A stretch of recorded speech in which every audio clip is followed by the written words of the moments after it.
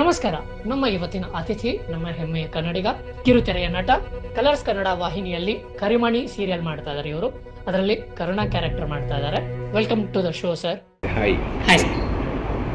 Thank you. First of all ಈ interview ಮಾಡ್ತಿರೋದಕ್ಕೆ thank you. ಸ್ವಾಗತ ಸುಸ್ವಾಗತ ಸರ್ ನಮ್ಮ ಚಾನಲ್ಗೆ. Thank you so much. Thank you. ನಿಮ್ಮ ದಿನಚರಿ ಹೇಗಿದೆ ಸರ್? ಹೇಗಿತ್ತು ನಿಮ್ಮ ದಿನ ಇವತ್ತು? ಇವತ್ತಾ? ಹಾಂ ಸರ್.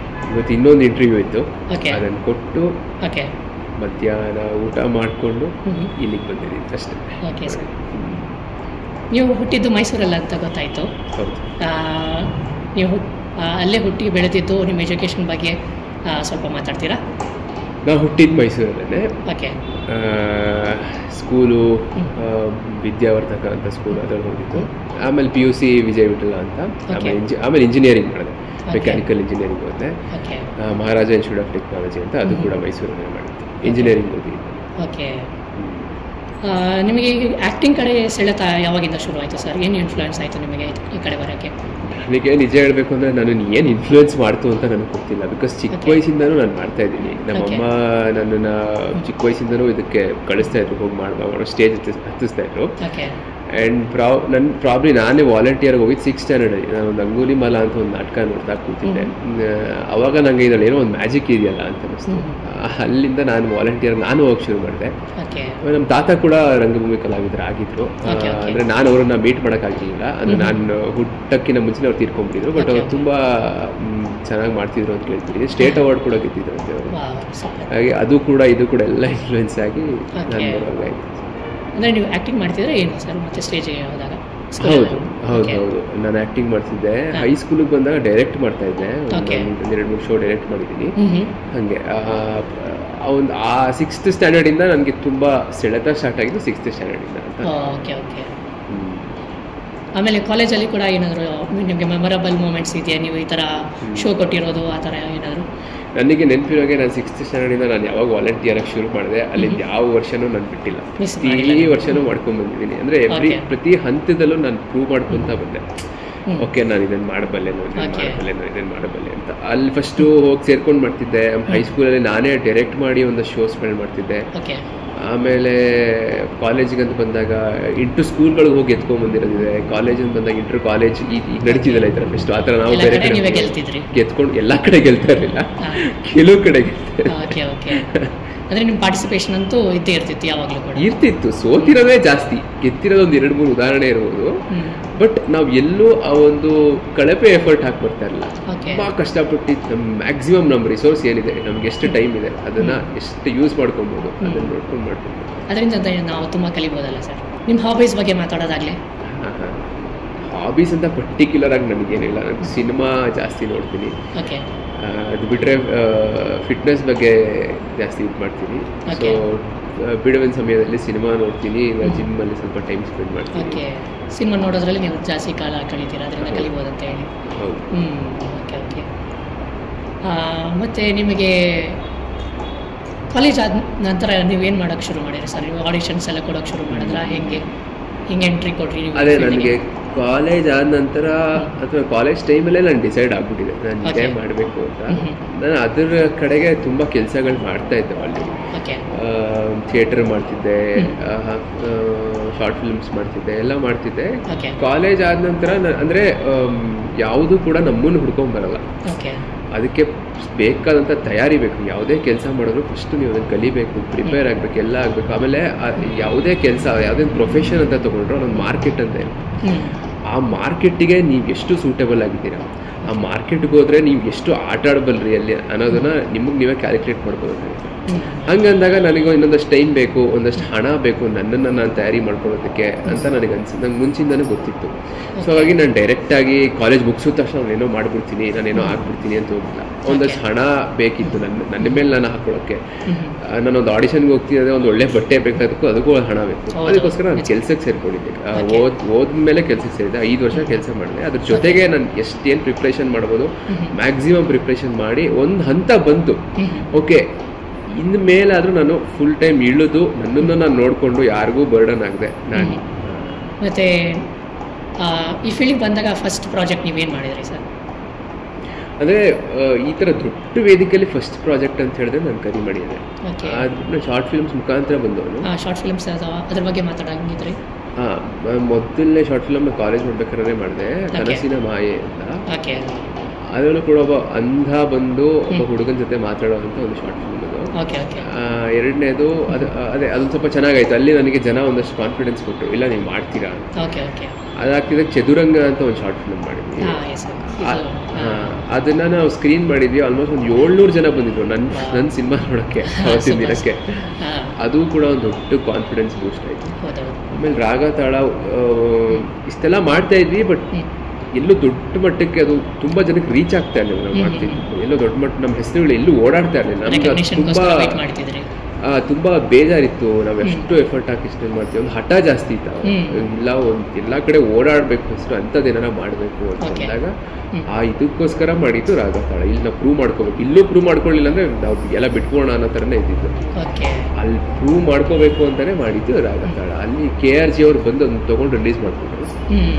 ಅದು ನನ್ನ ಇಲ್ಲಿವರೆಗೂ ಕಲಿತು. ನನಗೆ ಗೊತ್ತಿರೋ ಪ್ರಕಾರ ಅದಕ್ಕೆ ಶಾರ್ಟ್ ಫಿಲ್ಮ್ಗೆ ನಿಮಗೆ ಅವಾರ್ಡ್ ಕೂಡ ಬಂತು. ಅದ್ರ ಬಗ್ಗೆ ಮಾತಾಡ್ತೀರಾ? ಅದು ಶಾರ್ಟ್ ಫಿಲ್ಮ್ಗೆ ನನಗೆ ಬೆಸ್ಟ್ ಆ್ಯಕ್ಟರ್ ಅವಾರ್ಡ್ ಬಂದಿತ್ತು. ಅದರಲ್ಲಿ ಅದೇ ಆ ಥರ ಫಿಲ್ಮ್ಗೆ ಅಂತ ಬಂದಿದ್ದು ಮೊದಲನೇ ಅವಾರ್ಡ್ ಅದು. ಹಾಗಾಗಿ ಸ್ಪೆಷಲ್. ಫಸ್ಟ್ ಇಸ್ ಬೆಸ್ಟ್ ಅಂತಾರಲ್ಲ, ಹೌದು. ಅದು ನಿಮ್ಗೆ ಇನ್ನೂ ಅಷ್ಟು ಹುಮ್ಮಸ್ಸು ತಂದು ಕೊಡ್ತು ಅಂತ ಹೇಳ್ಬೋದಲ್ಲ? ಖಂಡಿತ ಬಿಕಾಸ್ ನಿಮ್ಮ ಕೆಲಸನ ಯಾರೋ ಒಬ್ರು ರೆಕಗ್ನೈಸ್ ಮಾಡ್ತಿದ್ದಾರೆ ಅನ್ನೋದೇ ನಿಮ್ಗೊಂದು ದೊಡ್ಡ ಕಾನ್ಫಿಡೆನ್ಸ್. ಅಂದರೆ ಯಾರು ಹ್ಯಾಂಡ್ ಓವರ್ ಮಾಡಿದ್ರು ಸರ್ ನಿಮಗೆ ಆ ಅವಾರ್ಡ್ನ? ಹೇಗೆ ನೆನಪಿದೆಯಾ ಅದು? ಪ್ರವೀಣ್ ಕೃಪಾಕರ್ ಅಂದ್ಬಿಟ್ಟು ತಲೆದಂಡ ಅಂತ ಒಂದು ಸಿನಿಮಾ ಮಾಡಿದ್ದಾರೆ ಅವರು. ಆಮೇಲೆ ಜೊತೆಗೆ ಕಲರ್ಸಲ್ಲಿ ರಾಮಾಚಾರಿ ಅಂತ ಬರುತ್ತೆ, ಅವ್ರ ತಂದೆ. ಅಂದರೆ 2022 ನಿಮಗೆ ಈ ಅವಾರ್ಡ್ ಬಂತು. ಹೌದು. ಆ ಮೂಮೆಂಟ್ನ ನೀವು ನೆನಪಿಸ್ಕೊಂಡು ಅದನ್ನು ಡಿಸ್ಕ್ರೈಬ್ ಮಾಡೋದು ಇದ್ರೆ ಹೇಗೆ ಮಾಡ್ತೀರಾ ಸರ್? ತುಂಬ ಖುಷಿ ಆಯಿತಾ, ಹೇಗೆ ಏನು? ಅಲ್ಲ, ಆಬ್ವಿಯಸ್ಲಿ ಖುಷಿ ಆಯ್ತು ನನಗೆ. ಬಟ್ ತುಂಬ ನಾನು ಇದನ್ನು ಲೈಫ್ ಲಾಂಗ್ ನೆನ್ಪಿಟ್ಕೊತೀನಿ ಅನ್ನೋಷ್ಟು ಅಂಥ ಮೂಮೆಂಟ್ ಥರ ಏನು ಆಗಿರಲಿಲ್ಲ. ಬಟ್ ಖುಷಿ ಆಯಿತು. ನನ್ನ ಕೆಲಸ ಯಾರೋ ಗುರುತಿಸಿ ಒಂದು ಅವಾರ್ಡ್ ಅಂತ ಕೊಟ್ಟರಲ್ಲ, ಅದು ಖುಷಿ ಆಗುತ್ತೆ. ಖಂಡಿತ. ಫ್ಯಾಮಿಲಿ ಅವರೆಲ್ಲ ನಿಮಗೆ ಹೇಗೆ ಸಪೋರ್ಟ್ ಮಾಡ್ತಿದ್ದಾರೆ ಸರ್? ಅದೇನ ನನ್ನ ಬಿಗ್ಗೆಸ್ಟ್ ಸ್ಟ್ರೆಂತೆ ನನಗೆ ಫ್ಯಾಮಿಲಿ. ಅವ್ರು ಯಾವತ್ತೂ ನನಗೆ ಯಾವುದನ್ನು ಬೇಡ ಅಂತ ಹೇಳಿಲ್ಲ, ಇದನ್ನು ಮಾಡಬೇಡ. ಪ್ಲಸ್ ಅವ್ರು ನಾನು ಚಿಕ್ಕ ವಯಸ್ಸಿಂದ ನೋಡಿದ್ರು ನಾನು ಏನೇನು ಮಾಡಿದ್ದೀನಿ ಅಂತ. ಹಂತದಲ್ಲೂ ನಾನು ಅವ್ರ ಮುಂದೆ ಪ್ರೂವ್ ಮಾಡ್ಕೊಂಡೇ ಬಂದೆ. ಓಕೆ, ನಾನು ಇದನ್ನು ಮಾಡ್ತೀನಿ, ಇದನ್ನು ನಾ ಮಾಡಿದ್ರೆ ಮಾಡ್ತೀನಿ ಅಂತ ಪ್ರೂವ್. ಅವ್ರಿಗೂ ಒಂದು ಕಾನ್ಫಿಡೆನ್ಸ್ ಕೊಡ್ತಾ ಬಂದೆ. ಪೇರೆಂಟ್ಸು ಮಕ್ಕಳಿಗೆ ನೀನು ಅದನ್ನು ಮಾಡಬೇಡ ಅಂತ ಹೇಳಿದ್ರೆ ಅವ್ರು ತಪ್ಪಿಲ್ಲ. ನಾವು ಅನ್ಕೊಂಡ್ಬಿಡ್ತೀವಿ ಇದು ಜನ್ರೇಷನ್ ಗ್ಯಾಪು, ಅವ್ರು ಏನೋ ನಮ್ಗೆ ಗೊತ್ತಿಲ್ಲ, ಅವ್ರು ಏನೋ ಮಾಡ್ತಿದ್ದಾರೆ, ನಾವು ತಪ್ಪಿಲ್ಲ. ನೀವು ಅವ್ರು ಫಸ್ಟ್ ಪ್ರೂವ್ ಮಾಡಬೇಕು, ನಾನು ಇದ್ರಲ್ಲಿ ಆರಾಮಾಗಿರ್ತೀನಿ, ನನ್ನನ್ನು ನಾನು ನೋಡ್ಕೋತೀನಿ ಅನ್ನೋ ಕಾನ್ಫಿಡೆನ್ಸ್ ನೀವು ಅವ್ರಿಗೆ ಕೊಟ್ಟರೆ ತಂದೆ ತಾಯಿಗಳು ಖಂಡಿತ ನಿಮ್ಗೆ ಏನು ಬೇಕಾದರೂ ಮಾಡಕ್ಕೆ ಬಿಡ್ತಾರೆ. ಅದರಲ್ಲೂ ಕೂಡ ನಾವು ಪಾಸಿಟಿವಿಟಿನ ಹುಡ್ಕೊಂಡು ಮುಂದೆ ನಡ್ಕೊಂಡು ಹೋಗ್ಬೇಕು. ಪಾಸಿಟಿವಿಟಿ ಅಂದರೆ ನೀವು ತೋರಿಸ್ಬೇಕು ಅವ್ರಿಗೆ, ನಾನು ಇದು ಕೇಪಬಲ್ ಇದ್ದೀನಿ. ಕರೆಕ್ಟ್ ಸರ್, ಅದೇ ಸರ್. ಆಮೇಲೆ ನಿಮಗೆ ಈ ಸೀರಿಯಲ್ ಆಫ್ ಯುವರ್ ಹೇಗೆ ಬಂತು ಸರ್? ಹೇಗೆ ಚೂಸ್ ಮಾಡಿದ್ರಿ? ಅದ್ರ ಬಗ್ಗೆ ಮಾತಾಡೋದು. ಅದೇ ರಾಗತಾಳ ರಿಲೀಸ್ ಆಗಿತ್ತು. ಆವಾಗ ನಾನು ಶಾರ್ಟ್ ಫಿಲ್ಮು ಒಬ್ರು ನೋಡಿ ಅದನ್ನ ಕಲರ್ಸ್ ಅವರಿಗೆ ಕಳಿಸ್ಕೊಟ್ಟಿದ್ರು. ಅವ್ರು ನನಗೆ ಮೊದಲು ಬೇರೆ ಪ್ರಾಜೆಕ್ಟ್ ಕರೆದ್ರು ಕಲರ್ಸ್ ಅವರು. ಆಮೇಲೆ ಅದು ಕೊಡಲಿಲ್ಲ. ಆಮೇಲೆ ಇದಕ್ಕೆ ಆಡಿಷನ್ ಕರೆದ್ರು. ಆಮೇಲೆ ಈ ಪ್ರಾಜೆಕ್ಟನ್ನ ನನಗೆ ಆಡಿಷನ್ ಅಂತ ಕೊಟ್ಟರು. Okay okay. ಆಡಿಷನ್ಸ್ ನಿಮಗೆ ಹೇಗೆ ಅನಿಸ್ತಾ ಸರ್? ಸ್ವಲ್ಪ ಈಸಿ ಅನಿಸ್ತಾ ಇಲ್ಲ ಚಾಲೆಂಜಿಂಗ್ ಅನಿಸ್ತಾ ಹೇಗೆ? ಇಲ್ಲ, ಆಡಿಷನ್ಸ್ನ ತುಂಬ ಕೊಟ್ಟಿದ್ದೀನಿ ಮುಂಚೆ. ಯಾರು ಕರೆದ್ರೆ ನಾನು ಇಲ್ಲ ಅಂತ ಇರಲಿಲ್ಲ, ಹೋಗ್ತಿದ್ದೆ. ನಾನಾಗೇ ನನ್ನ ಕರೀರಿ, ನಾನು ಹಾಕೊಳ್ಳಿ ಅಂತ ಇದುವರೆಗೂ ನಾನು ಯಾವತ್ತೂ ಯಾರಿಗೂ ಹೇಳಿಲ್ಲ.